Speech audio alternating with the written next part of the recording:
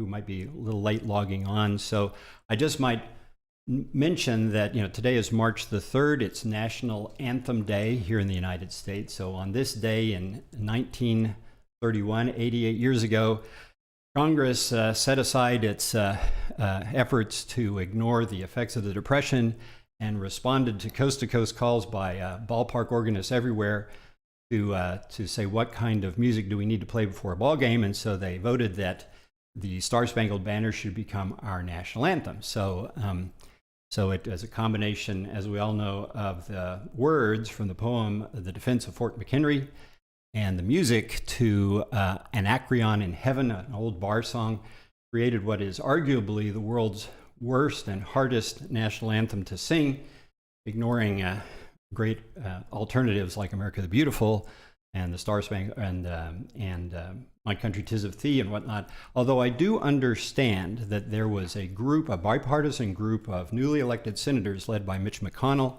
and Dianne Feinstein who wanted that It's a Hot Time in the Old Town Tonight to be the national anthem. And I think I could have gone with that one if they had wanted to go in that direction. But anyway, that's enough side issues, although I should note that our friends north of the border in Canada, it's National Canadian Bacon Day up there, so good for them. So we're going to review our updated numbers for the Drilling Outlook. Those have been distributed to our subscribers. If there is anybody who hasn't received one or you want to add to your subscription list, please let us know and we'll make sure that that happens. I'll go through the slide deck that hits the highlights of our forecast and do that for 40-45 minutes, leaving enough time on the back end for any questions that folks might have. I know several have come in already, and so we'll make sure that we have plenty of time to get to all of that before we finish off for the day. I know the first question that folks have is, where's Richard? And I've got to say that I assure you, he's fine. He's currently on the main streets of Palm Springs, California, trying to get stuck in a snowdrift out there. So we hope the best for him, but that's where he is today, although he'll be joining us, sending me questions that come his way and so forth, and perhaps commentary as well. So anyway, with that, Charlie, let's put up the slide deck and get started on the presentation. Okay?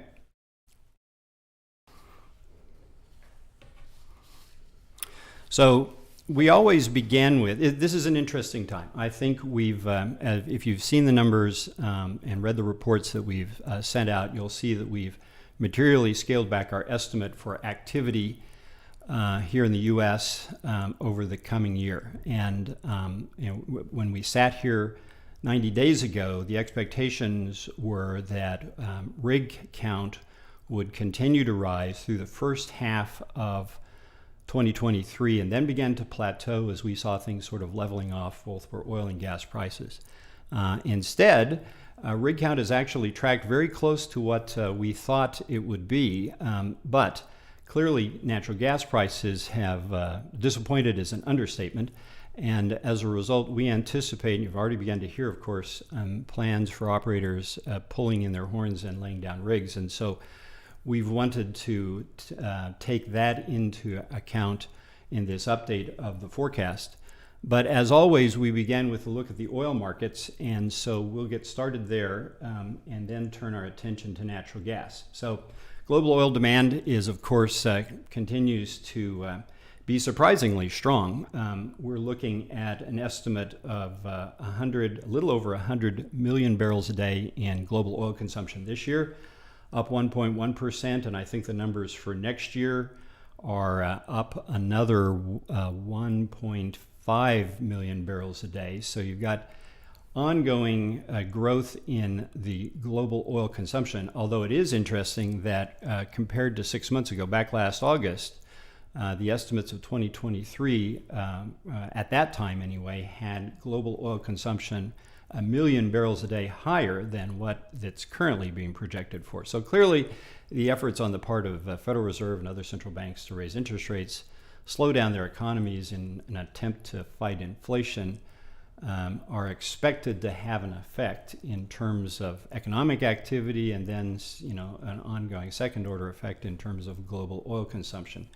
But nonetheless, the estimates are that activity will continue to rise, and so that would be so that's the expectation for the market at present.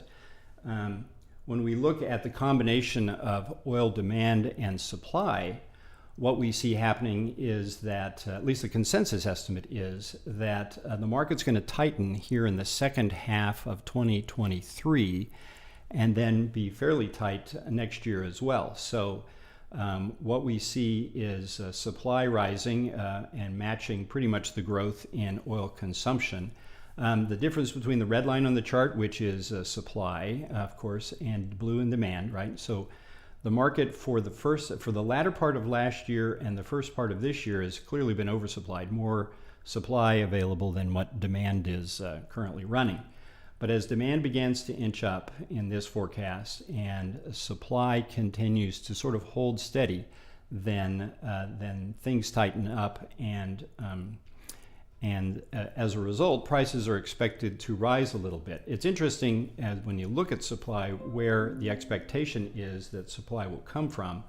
The non-OPEC piece, excluding Russia, is expected to grow over 2 million barrels a day this year and about 1 million barrels a day next year. Now, we'll take issue with how those numbers come together in just a second, but that's the outlook for the non-OPEC piece. OPEC is apparently signaled that it intends to maintain its production quota system through the balance of the year, basically restrict its oil output, hold some oil off the market in an attempt to control inventories and support oil prices. And so OPEC oil production, again, excluding Russia, is actually forecast at this point to fall slightly in 2023 and then recover to the order of about 700,000 barrels a day next year as demand growth returns to the marketplace and they need to have new supply sources. So the market's expected to tighten as time goes by. And so what does now? What we have said is in the drilling outlook that accompanies this forecast, we see U.S. oil production peaking here in the second half of this year at just shy of 12.5 million barrels a day, and then beginning to decline. A couple reasons for that. One is the decline in activity that's enumerated in the forecast, but the other sort of inside baseball assumption is that we see global well productivity beginning to decline. So there has been some anecdotal evidence that it has fallen in a lot of places, say outside the Permian Basin, over the course of the past year. And we think that these kind of trends will continue to manifest themselves. There's a lot of discussion about operators having drilled up the low-hanging fruit, exhausted much of their core acreage, and are now moving into secondary or perhaps even what might be considered tertiary prospects that just don't have the productivity of wells that have been drilled in recent quarters. So that's part of this forecast then, and as a result, we see our drilling production here in the U.S. falling from about 12.5 million barrels a day, say in the second half of this year, to around 12 million barrels a day at the end of 2024. Now, the EIA, in its current forecast anyway, is expecting that U.S. oil production is going to flatline at around 12.65 million barrels a day. So it sees a little bit of growth through the end of this year, and then basically the numbers stay flat across 2024 in their current forecast. And so by the end of next year, their numbers are for U.S. oil production are about 700,000 barrels a day higher than our figures for U.S. oil production. We'll just have to see how quickly they come around to our way of thinking.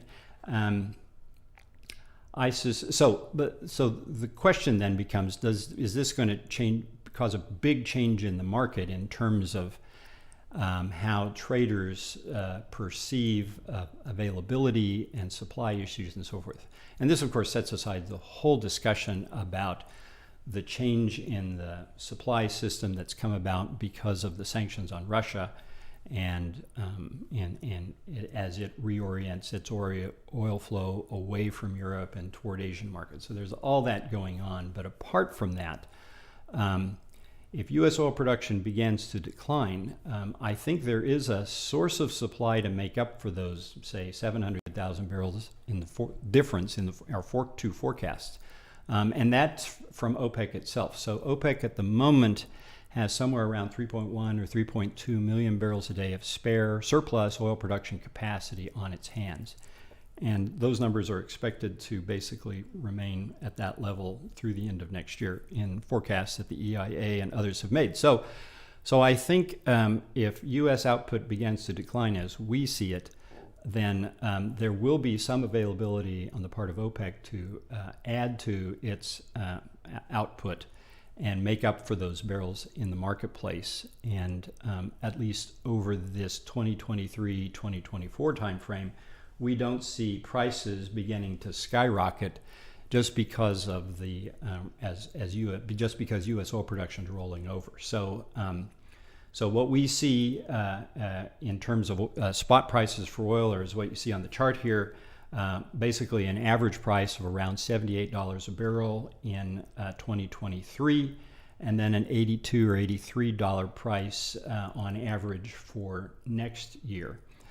What's interesting when you look at the figures posted by publicly traded oil companies here in the past couple of quarters, it's very apparent that they have dropped or greatly reduced the amount of hedging activity that they've been undertaking around oil and gas production. So their revenues, it's striking to me anyway, how much revenues for one company to the next have moved down, as it were, in the case of the fourth quarter of 2022, how those revenue figures, those top-line revenues figures dropped pretty much on a percentage basis equal to the drop in oil prices. So clearly not a lot of hedging that is protecting cash flow at this point. I think operators got burned by investors who said, wait a minute, you're hedging oil production at $50 a barrel based on where prices were at some point back in 2021, or gas prices at $3 when they went to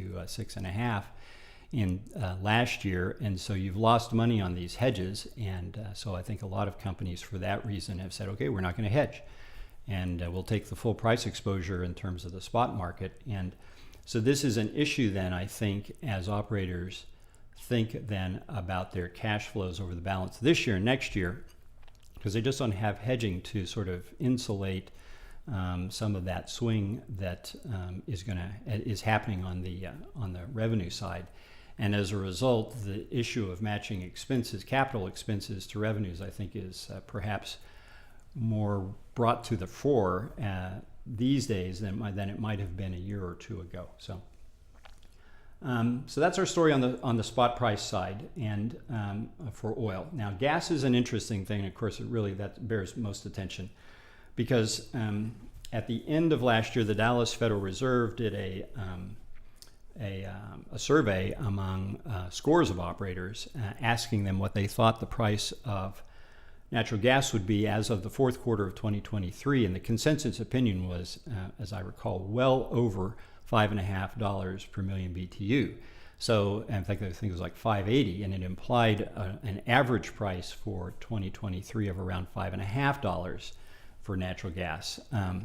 Well, of course, we've seen gas prices fall tremendously. They've been bumping along closer to $2 in the last few weeks.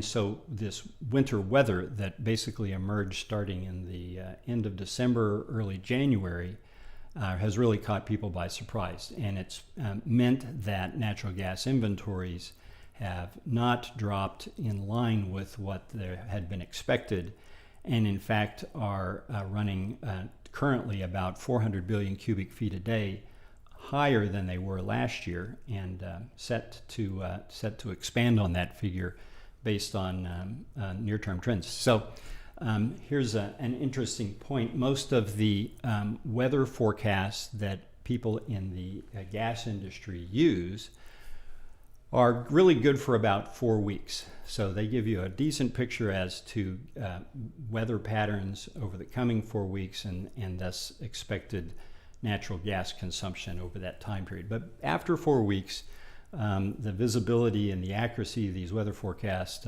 drops sharply. And so as a result, that's one of the reasons why in December people were thinking gas prices for the year would still stay above $5, and instead they headed toward $2 because the weather pattern that did emerge was just broke their forecast.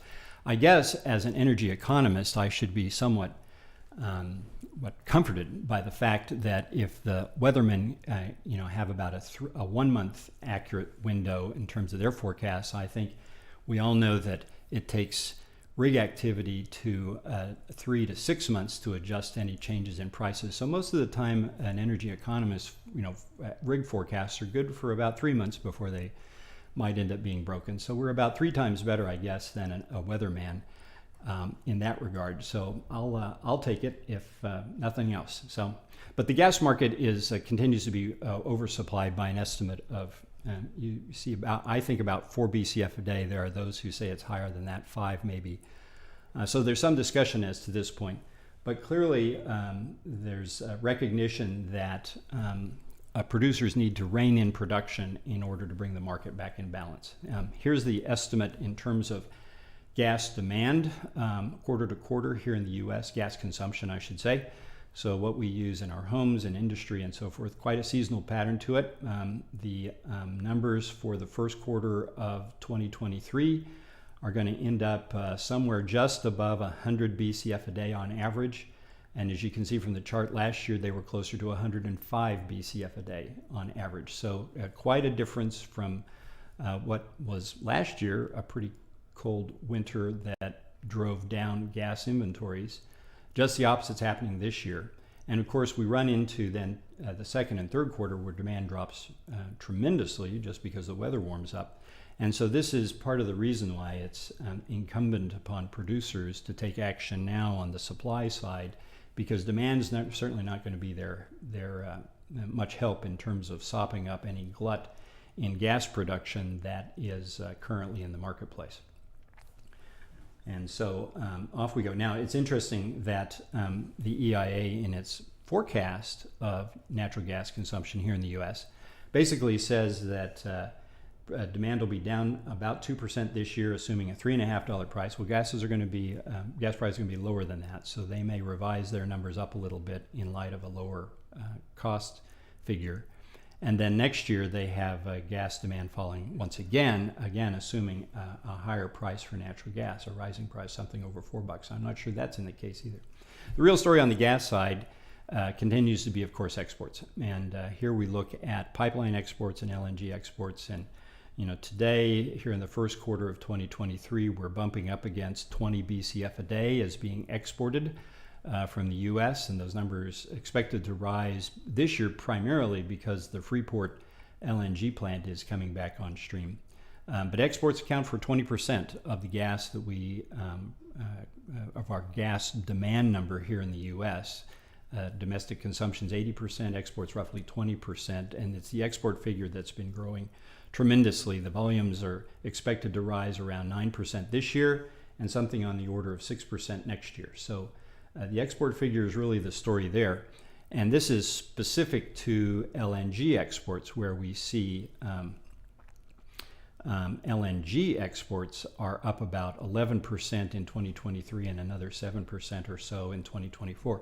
There's a new slug of export terminal capacity coming on stream over the 2025, 2026 timeframe. I think the projects that are lined up to come on stream would expand our capacity to export LNG by a total of about 40%, so a material increase. And these facilities have all been built on the assumption that the gas will be there. If you build it, they will come, right? And the question becomes, in my mind, will there be gas? What gas will fill those facilities?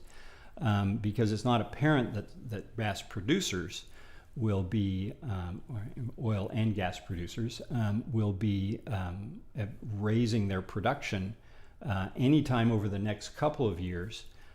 So those terminals may open up and really compete with domestic consumption if there is in fact a market, a foreign market for their LNG cargoes. So that's why I raised the question here: will oil prices dictate LNG facility utilization? These new facilities that are coming on stream, because of course, much of the growth in gas production that has taken place over the past year, and much of the growth, almost all the growth that might occur in the future, is basically going to come from oil producing areas in the form of the associated gas production from those wells, because gas prone areas like the Marcellus are pretty much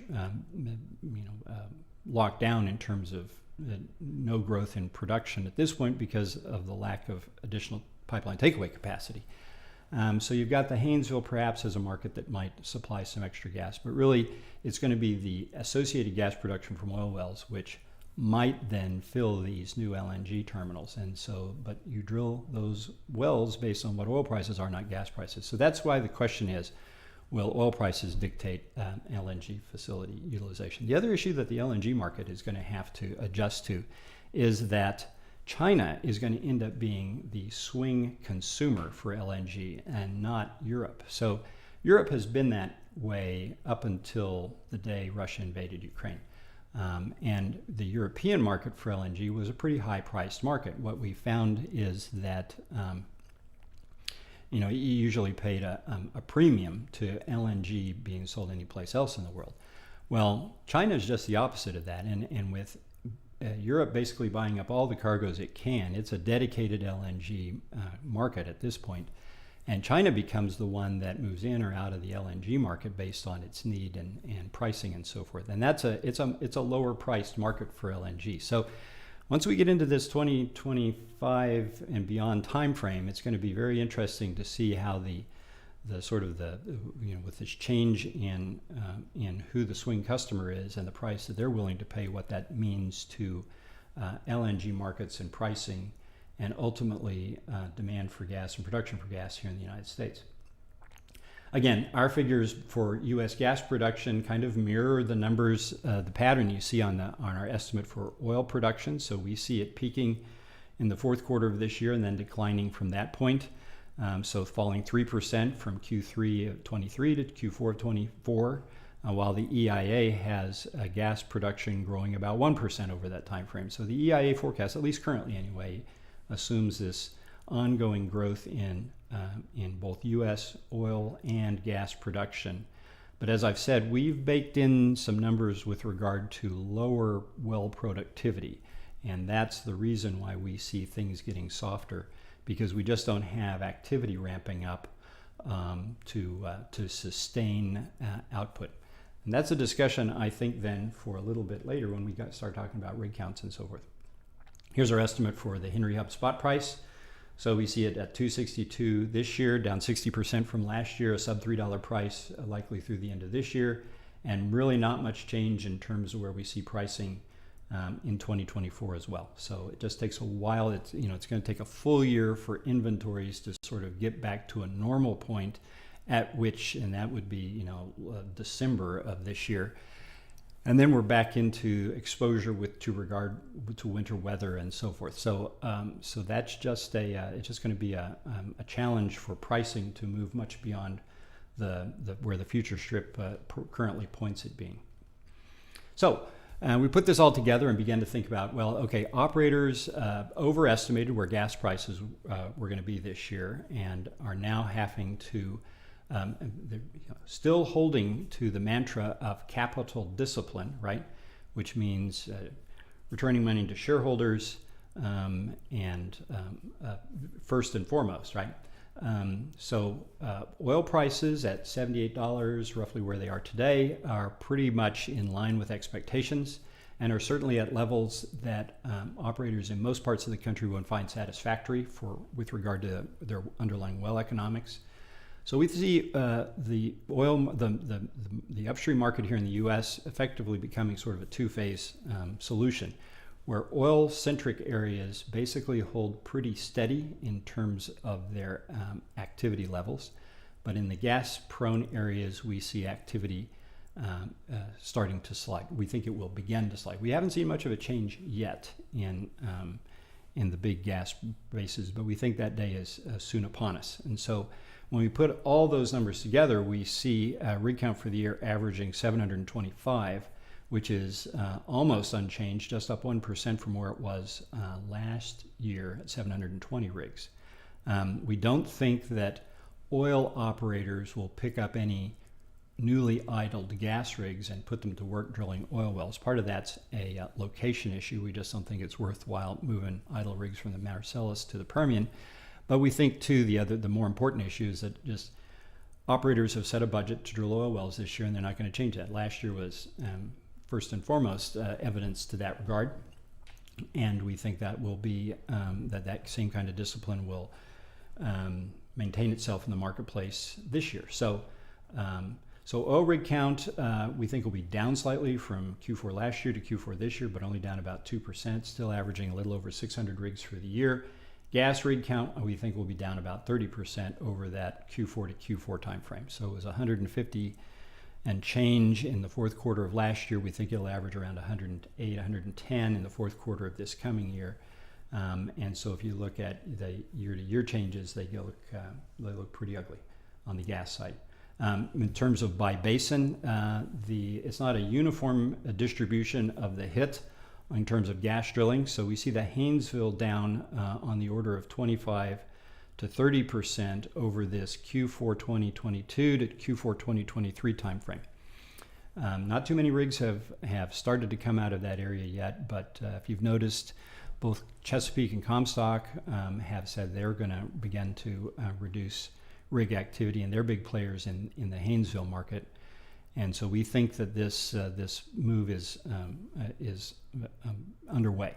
Marcellus Utica will probably see the same thing. It didn't rise very much last year when gas prices, doubled, and so there wasn't much of a swing in activity in response to higher gas prices in the Marcellus, and for that reason, we don't think there's going to be much of a swing down in activity in response to lower gas prices. Gas prices at $2.60 are basically where they were in 2021, right? And for a few years before. So operators up in the Marcellus and so forth have long spent activity, or have long been used to these kind of oil price or gas prices, I should say, and so there's going to be some hit in terms of what happens to activity, but not as much as what we think will happen in the Haynesville.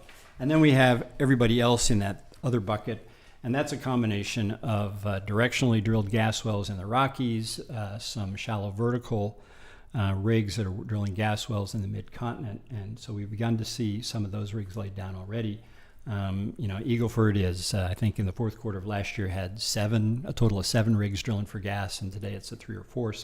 So there'll be hits taken everywhere, but they're in a lot of different places, and the numbers in any individual market tend to be onesie-twosie. But we think they'll add up and be and also come down sharply.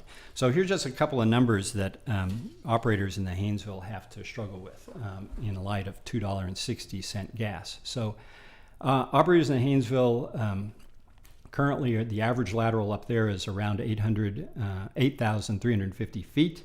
A frac job uses on average, uses over 26 million gallons of water and almost 29 million pounds of proppant. And on average, their frac job costs somewhere around $5.5 million.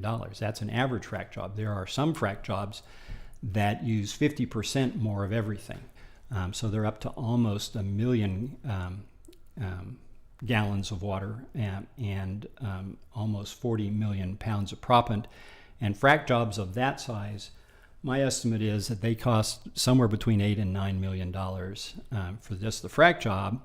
You add on top of that about $5 million to drill the well and equipment and so forth. So now you've got, what are we saying, 14, maybe $15 million tied up in drilling some of these very large Haynesville wells that we've seen over the past year. But even your average Haynesville well is going to carry a price tag that is somewhere on the order of $10 to $11 million. So you've got a lot of money tied up in these Haynesville wells.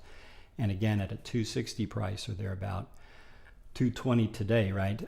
It's just hard to sustain those kind of economics. And so that's one of the reasons why the Haynesville becomes a market that is particularly exposed to any downturn in capital spending. Because again, capital discipline last year was all about holding the line when commodity prices were well above what you'd forecast. This year, capital discipline is not about holding the line on spending when prices are below expectation, but rather reducing your capital spending so that you're matching expenses with revenues. And that's what's the story on the gas production side, right?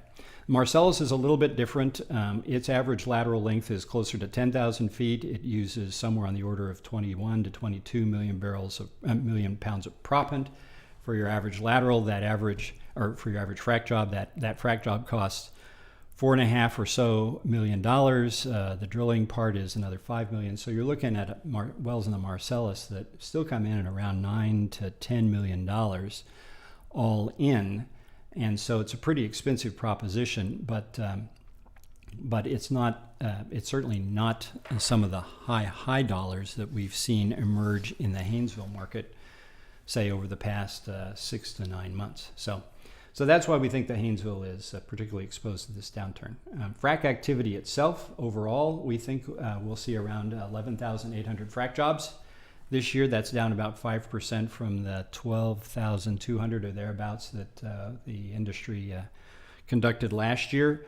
Frac spread count, we think will average around 260 for the year if we're correct in that regard. So the folks at Primary Vision, we're trying to match up what their frac spread counts might be going forward, and we think it'll be somewhere around 260 or so. Now, we should note that if it said earlier that we had talked about our assumption about well productivity is that it would take a bit of a hit going forward. If well productivity didn't slide, if it was holding steady at what its recent numbers have been, and frac activity was 260, that alone would tell us that U.S. oil production and gas production would flatline and perhaps begin to go down.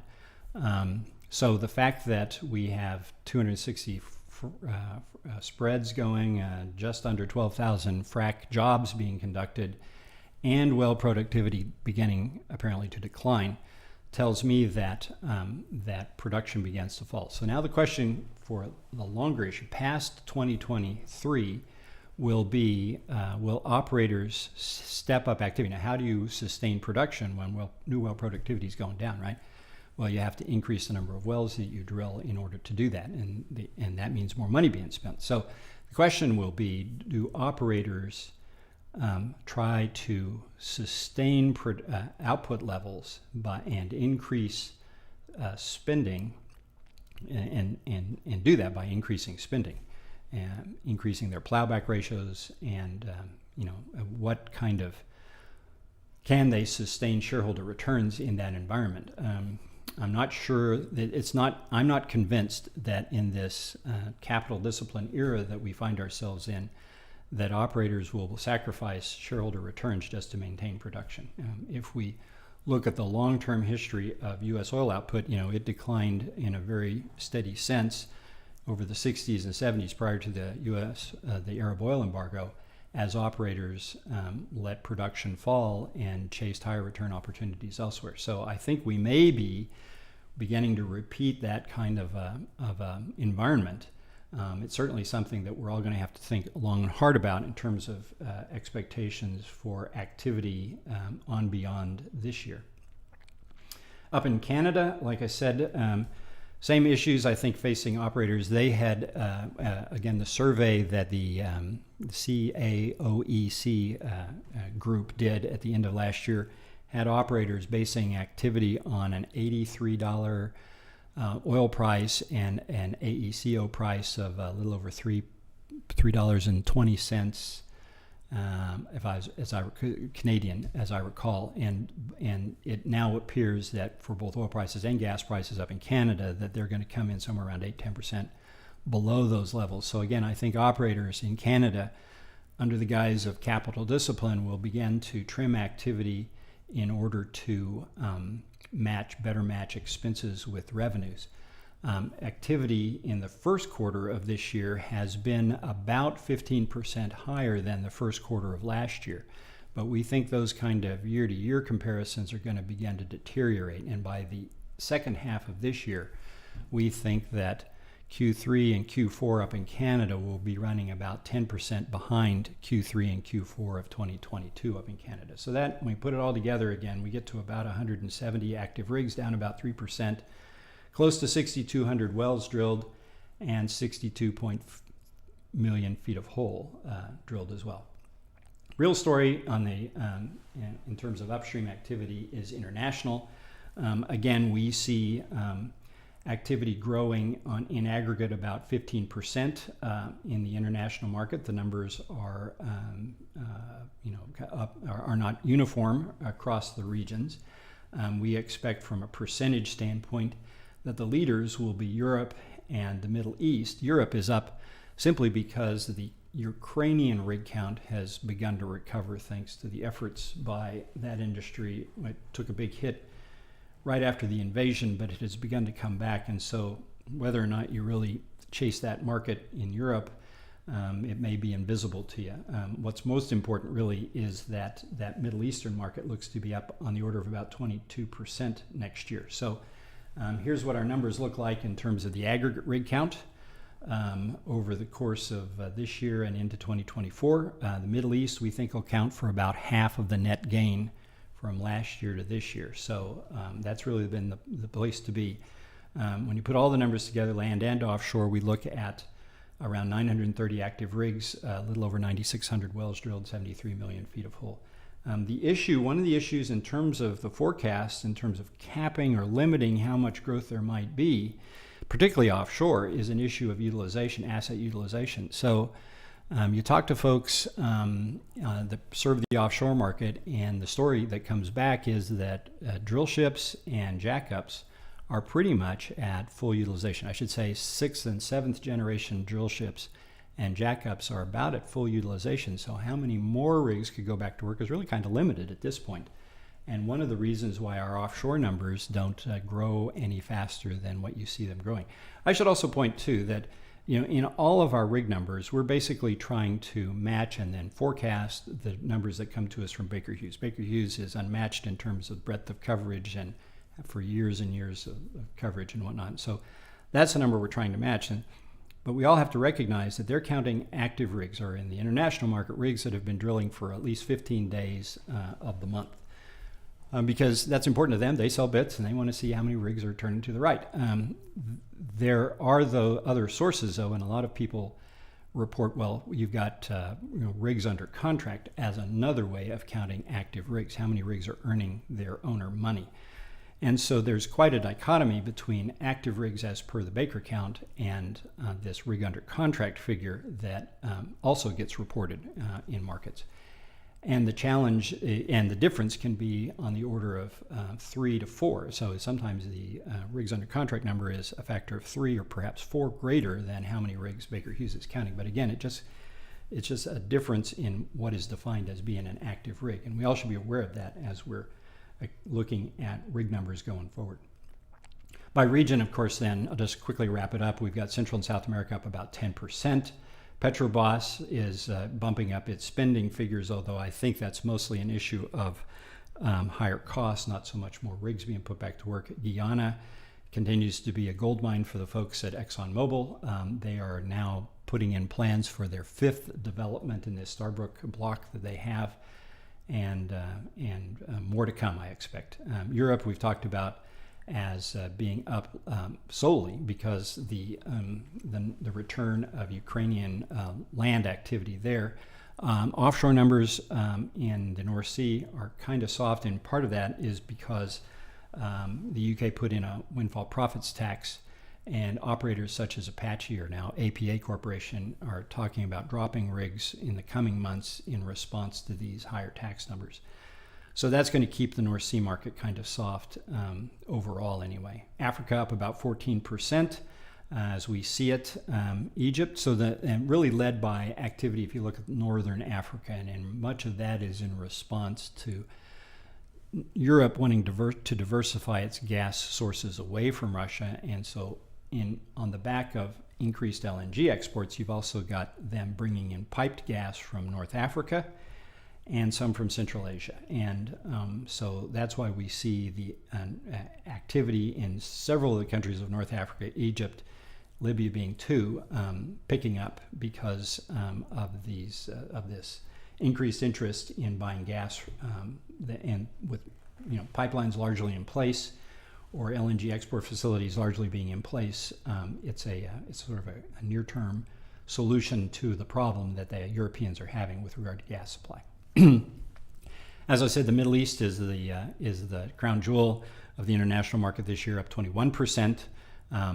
We've got activity in the big three: Saudi Arabia, Kuwait, Abu Dhabi, each up pretty significantly. ADNOC is adding to its drilling fleet, and also in Abu Dhabi, Petronas is going to develop this unconventional onshore block. So that country already has unconventional gas supply and production. Now it wants to do the same thing with regard to oil supply from its unconventional resources. So a lot of things going on, a lot of money's flowing out of the Middle East at this point. Asia Pacific, again, up about 7% there.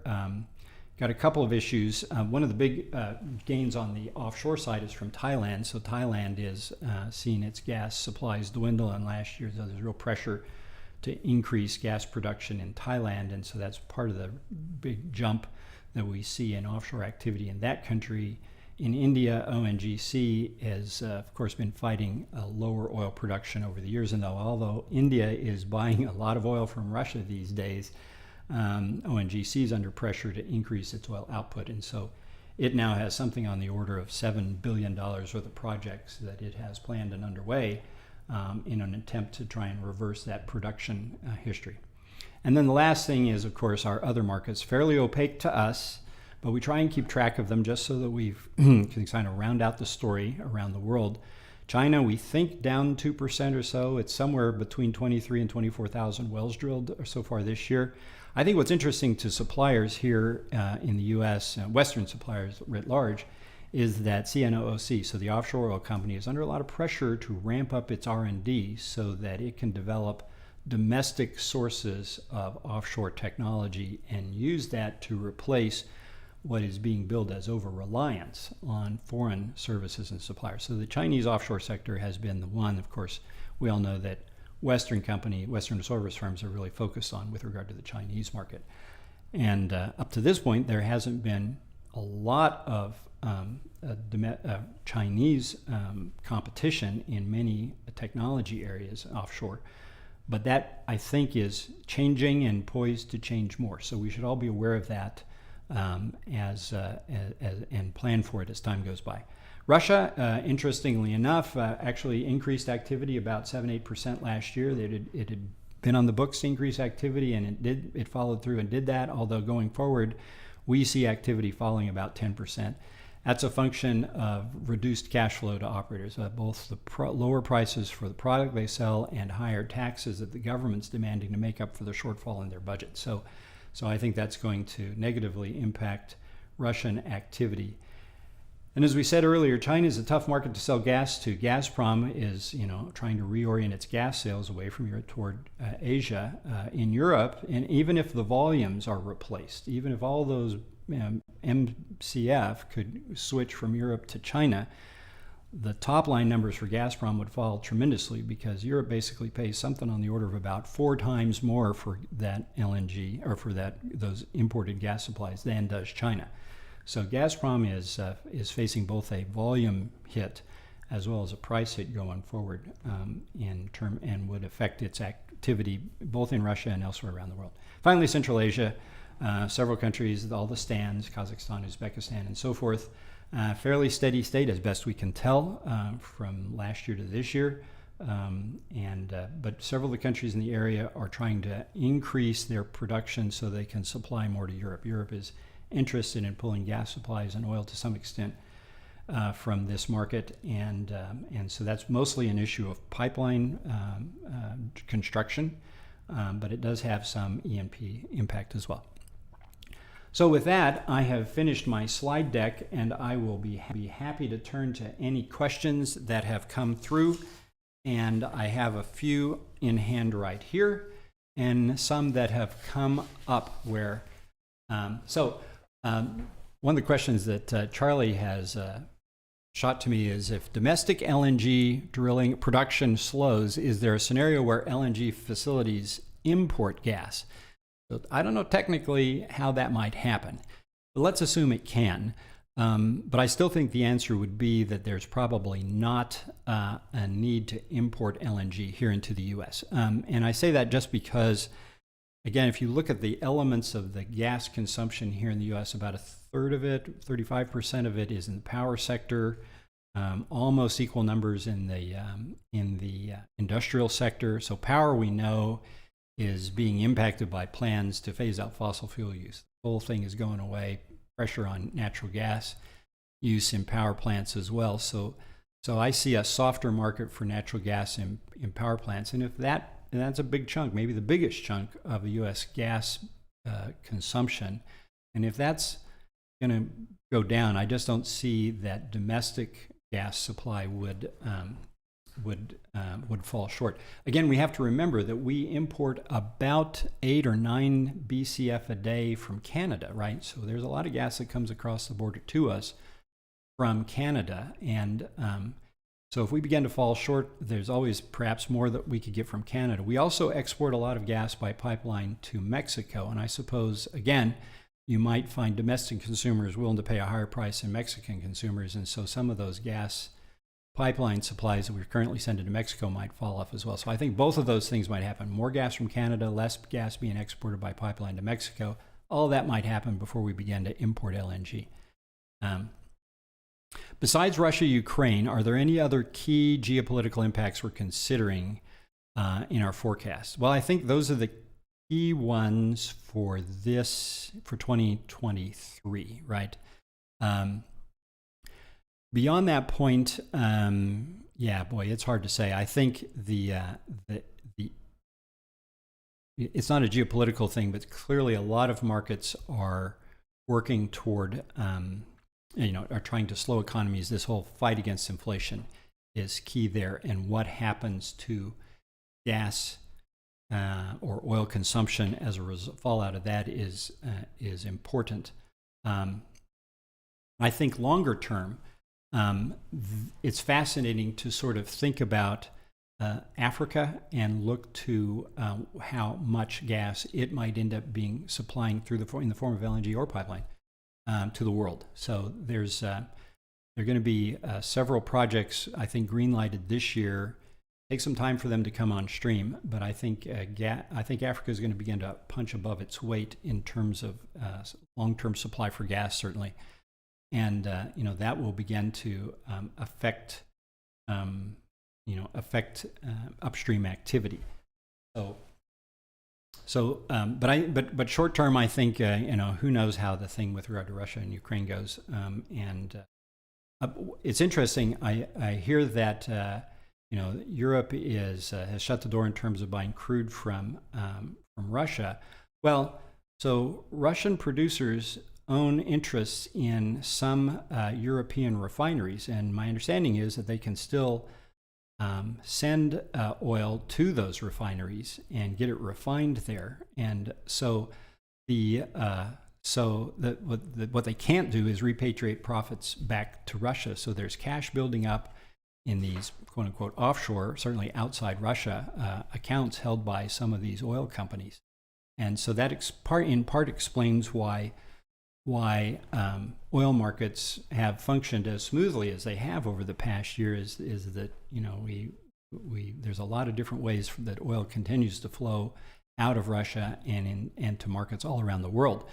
And so I think the issue this becomes, will any additional efforts be taken to sort of close the door on some of these, remaining export routes that exist at the moment?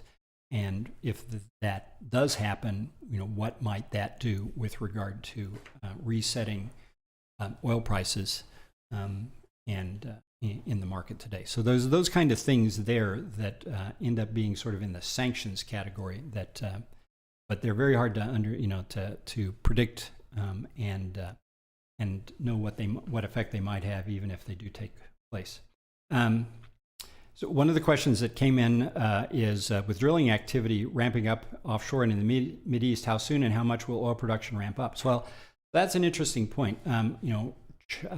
Saudi Arabia, with all the rigs that it plans to put to work, the money it spends, hopes to increase its production capacity by about 1 million barrels a day over the next 3 years. So it's going to take them 3 years to lift their oil production capacity on the order of 1 million barrels. Abu Dhabi wants to go from 4 to 5 in terms of its oil production capacity, but that's not going to happen overnight. And so I really don't see oil production, growing very rapidly. I mean, you've got Middle Eastern supplier, OPEC writ large, at about 32 million barrels a day of crude at the moment. So yeah, so it goes to 33 or maybe 34, but that happens, over a 3 or perhaps 4 year time frame.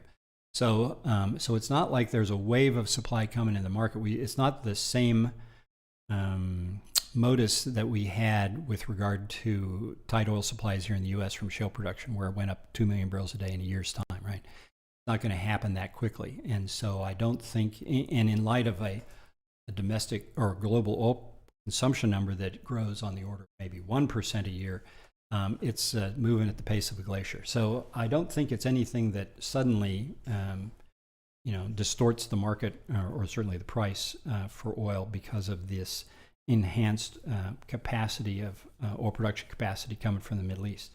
At what oil price and gas price do E&P companies break ranks and revert back to their old lack of capital discipline behavior? I don't think it happens. I think every senior management team at all publicly traded and privately held oil companies now are incentivized based on return of profits to shareholders and not on production growth. And as long as they're getting paid for hitting their financial targets, I don't think they go back to spending like drunken sailors. So I just don't see oil prices or a price number that changes that kind of attitude at this stage. Investors and lenders are returning to the E&P space, but lag with regard to the oil service side. How much of a choke point does this create for E&P drilling plans? Well, this will be an issue had gas prices not fallen apart this year, because we had seen rig count averaging about 800 rigs in 23 in our December forecast, and that basically meant that rig count would grow from around 775 rigs in Q4 of last year to around 825, 830 rigs as of the Q4 of 2023. So that was our old forecast, about a 50 rig growth, and accordingly, frac crew count getting to be a little over 300 for the year, as I recall. So those kind of numbers, 825 or so rigs, 300 and so frac crews, really then meant that you needed to have money being spent to increase the capacity, and that wasn't happening then. It's certainly not happening with activity now looking to fall for the year. So so this lack of investor interest isn't really a choke point as we see it now. Now, again, we go down the road and operators have to decide, do I want to hold production steady, which means ramping up my activity because well productivity is falling? As they have to ramp up activity, that does mean rig count goes higher and so forth. It's not in our forecast, but that's a scenario. And that scenario would require outside capital to be made available so that rigs could be built and frac crews could be added and so forth. And of course, for that to happen, pricing for rigs and so forth would have to continue to climb. So there's a couple of important conditions before investor interest returns to the oil service sector.